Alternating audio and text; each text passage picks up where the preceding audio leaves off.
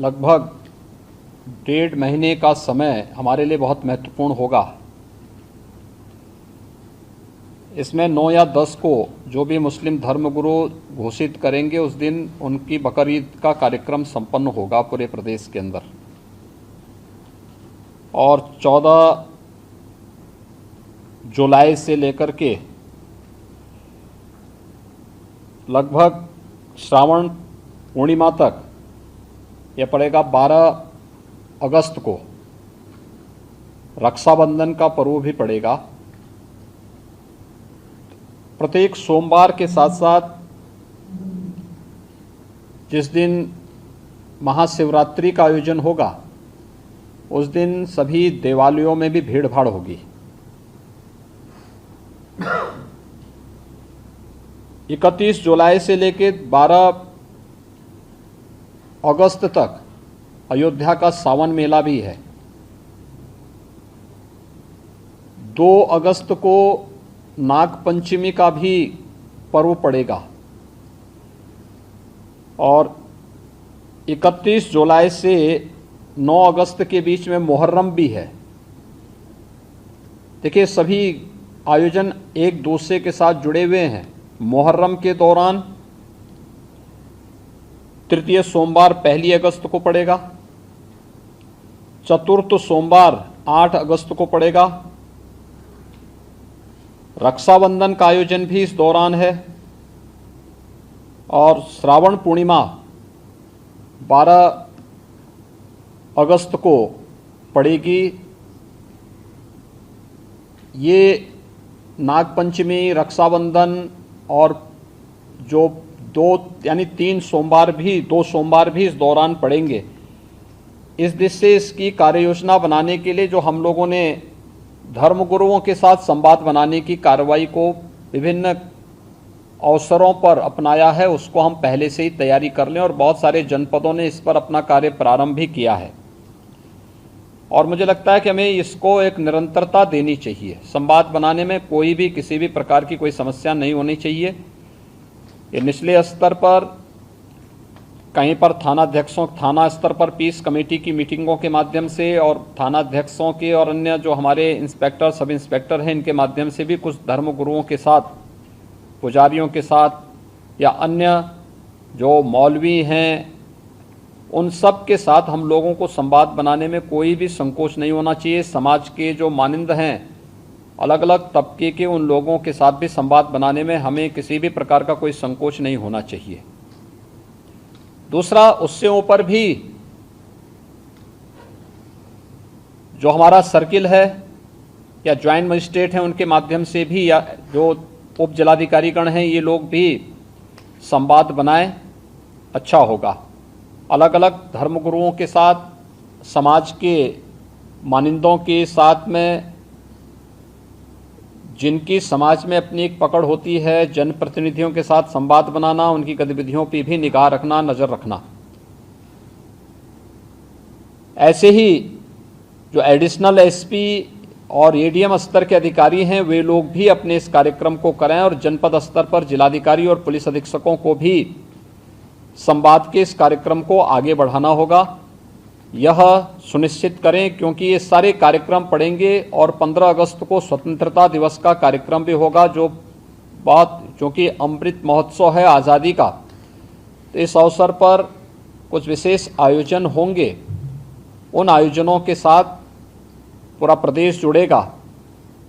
तो जितने भी ऐसे तत्व हैं जो एंटी सोशल हैं, एंटी नेशनल हैं, वे कुछ न कुछ गड़बड़ी करने का प्रयास करेंगे, माहौल को खराब करने का प्रयास करेंगे। इसलिए सतर्कता और सावधानी, इसके लिए संवाद हमारा महत्वपूर्ण है और संवाद के माध्यम से इसके समाधान का रास्ता निकालना, इसकी समीक्षा रेंज स्तर पर, कमिश्नरी स्तर पर, जोन स्तर पर निरंतर होती रहे।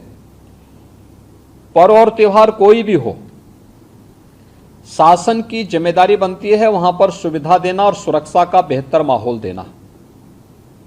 कोई भी पर्व और त्यौहार हो, परंपरागत तरीके से हो, परंपरा से हटकर कुछ भी हम न होने दें।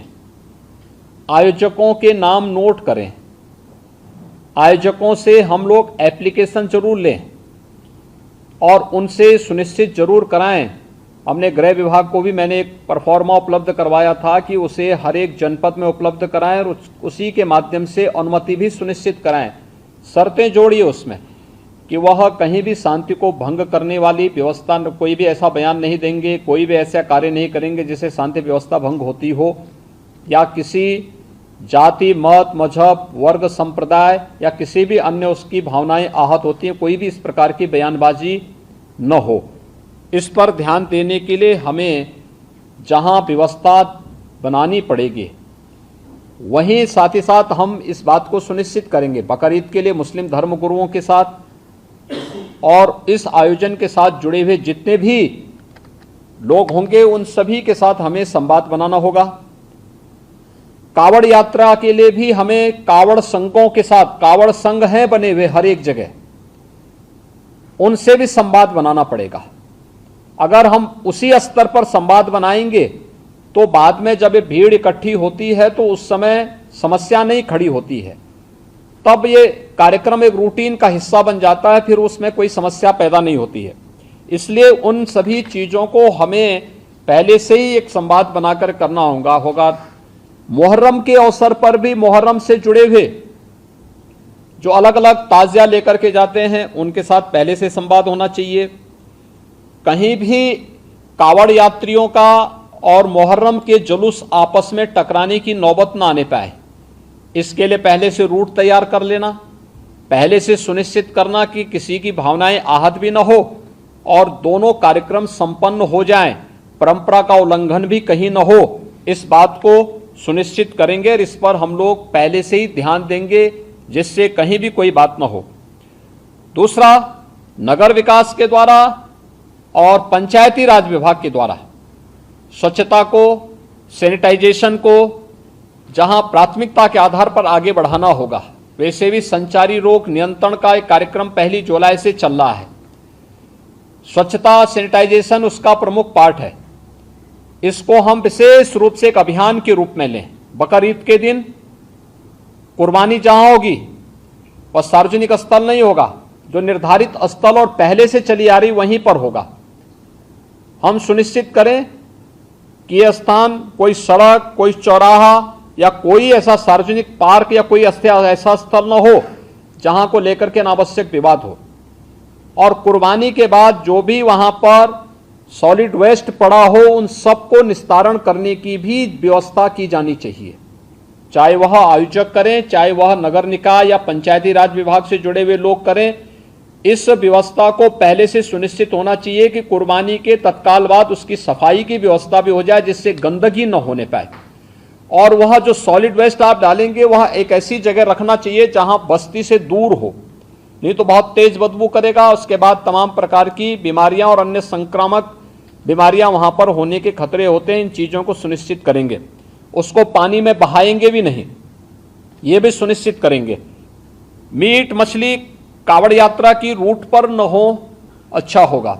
अनावश्यक उसके कारण उत्तेजना पैदा हो सकती है, या उस रूट पर कोई ऐसा कार्य न होने पाए, क्योंकि कभी कभी लोग शरारतन कर देते हैं कि उस रूट पर ही किसी प्रतिबंधित पशु को मार करके फेंक देते हैं जिससे वे लोग उत्तेजित हो सकें, क्योंकि जो शरारती तत्व हैं वो हर प्रकार का संभव प्रयास करेंगे।